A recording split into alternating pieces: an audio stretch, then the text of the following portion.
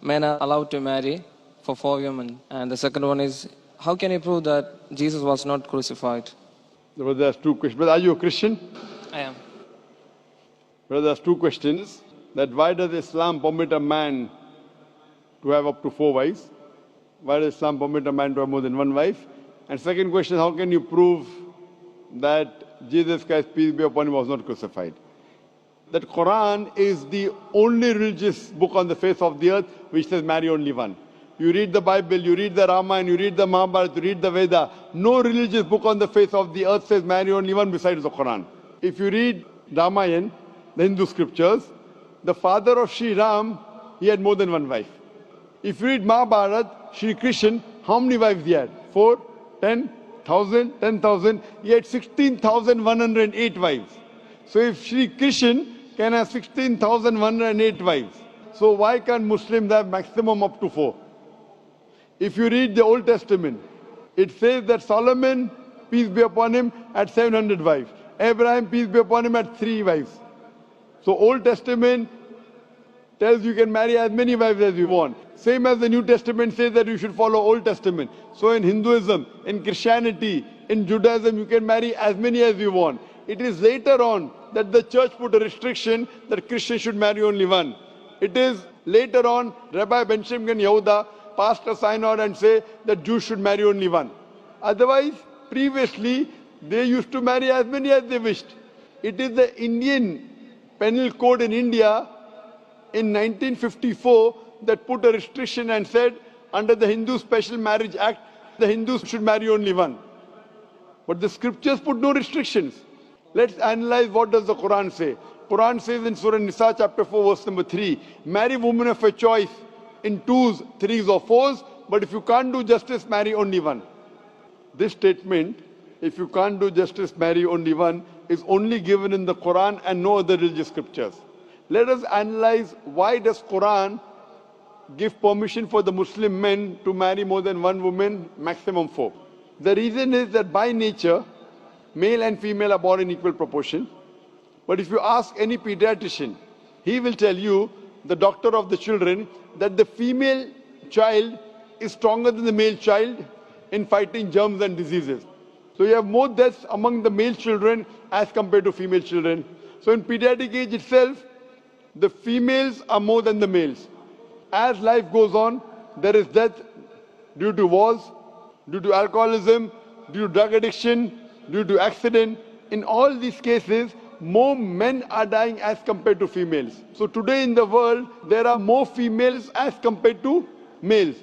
In few countries, like India and China, the female population is less than the male population because of female feticide and female infanticide. In India, according to a BBC report, every day more than 1,000 fetuses are being aborted after they are identified as females. If you multiply this figure by 365, you get a total of more than 1 million fetuses are being aborted every year in India after they are identified that they are females.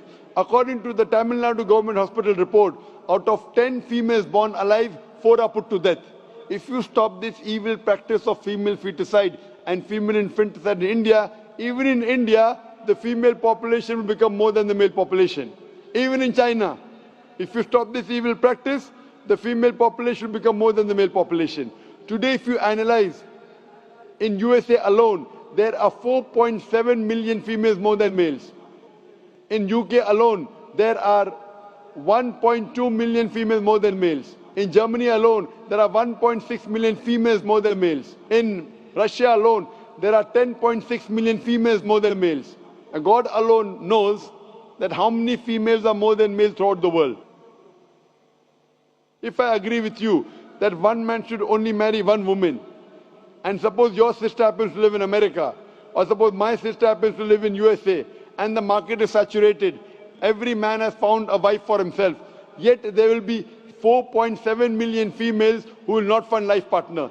And if your sister happens to be one of them, or if my sister happens to be one of the 4.7 million females who have not found a life partner for themselves, the only option for them is that she either marries a man who already has a wife or becomes public property.